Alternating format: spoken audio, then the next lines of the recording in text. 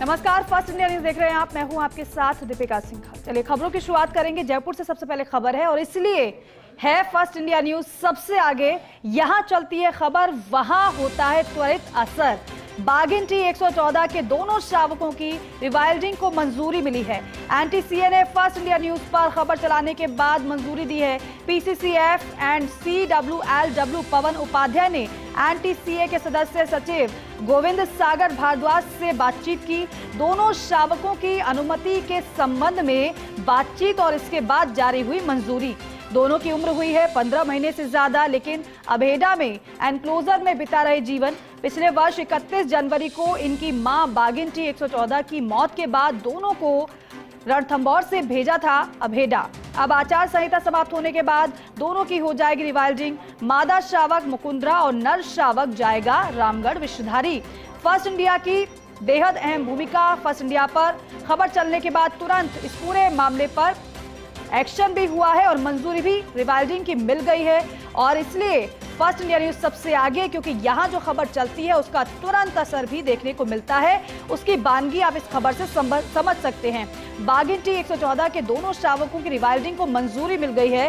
First India ने इस खबर को प्रमुखता से दिखाया था, बताया था और उसके बाद इसका संज्ञान भी लिया गया।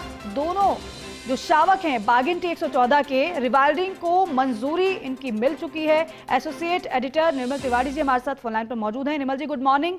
क्योंकि फर्स्ट इंडिया ने प्रमुखता से इस खबर को दिखाया भी, बताया भी और उसका त्वरित असर भी हुआ है। बागिन टी 114 के दोनों शावकों की रिवाइल्डिंग को मंजूरी आखिरकार मिल गई है।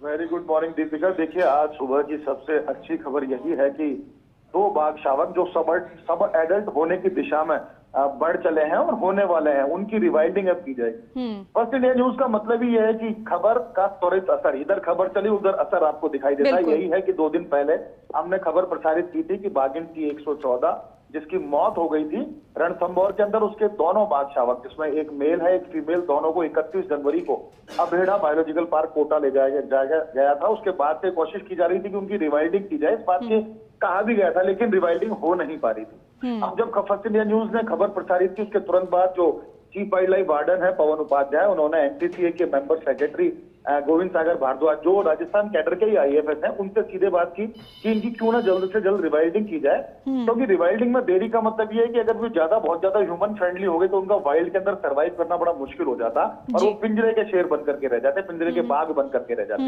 ऐसे में बहुत जरूरी था कि उनकी रिवाइल्डिंग की जाए। तो फर्स्ट इंडिया न्यूज की खबर को हाथों हाथ दिया। ACS अपर्णा अरोड़ा ने भी तमाम अफसरों से कहा कि इनकी रिवाइल्डिंग की जाए। उसके बाद पवन उपाध्याय ने जैसे ही बात की तो एनटीसीए ने इसकी मंजूरी दे दी है। इसका मतलब यह है कि अब दोनों शावकों की रिवाइल्डिंग हो जाएगी।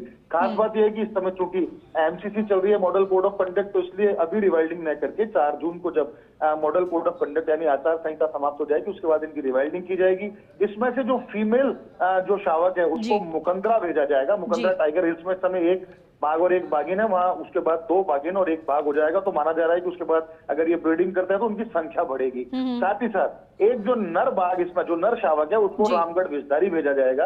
रामगढ़ विषधारी में वहां के जो DFO है संजीव शर्मा, वो लगातार मॉनिटरिंग कर रहे हैं। वहां पर भी बाघों की संख्या 6 के करीब, और जब 1 बाघ और पहुंचेगा निश्चित तौर पर बाघ शावक, तो वहां भी बाघों की आबादी तेजी से बढ़ेगी। कुल मिलाकर कहा जा सकता है कि जिस तरह से फर्स्ट इंडिया न्यूज की खबरों को हाथों हाथ दिया जाता है और हम भी जिस तरह से वन क्षेत्र की खबरों को लेकर हमारा सरोकार पूरा करते हैं, तो उसको देखा जा रहा है कि सरकार उसको लेकर काफी गंभीर रहती है। तो यही कारण है कि इन दोनों की रिवाइल्डिंग अब संभव हो सकेगी। और खास बात ये भी है, इससे पहले भी एनटीसीए ने 1 बाघिन की मंजूरी मुकंदरा और रामगढ़ विषधारी के लिए दी थी। उसके लिए भी रणथंभौर में जल्दी प्रक्रिया शुरू की जाएगी। नॉन टूरिज्म क्षेत्र की जो 2 बाघिन है उनको चिन्हित करके उनमें से 1 बाघिन को मुकंदरा और रामगढ़ विषधारी छोड़ा जाएगा। तो कुल मिलाकर के आज सुबह की ये एक बड़ी ही सुखद खबर कहा जा सकता है कि उसमें फर्स्ट इंडिया न्यूज की खबर को का असर हुआ है और वन विभाग ने अब दोनों जो बाघ शावक है उनकी रिवाइल्डिंग का फैसला कर दिया। ठीक है निर्मल जी, बहुत शुक्रिया बातचीत के लिए।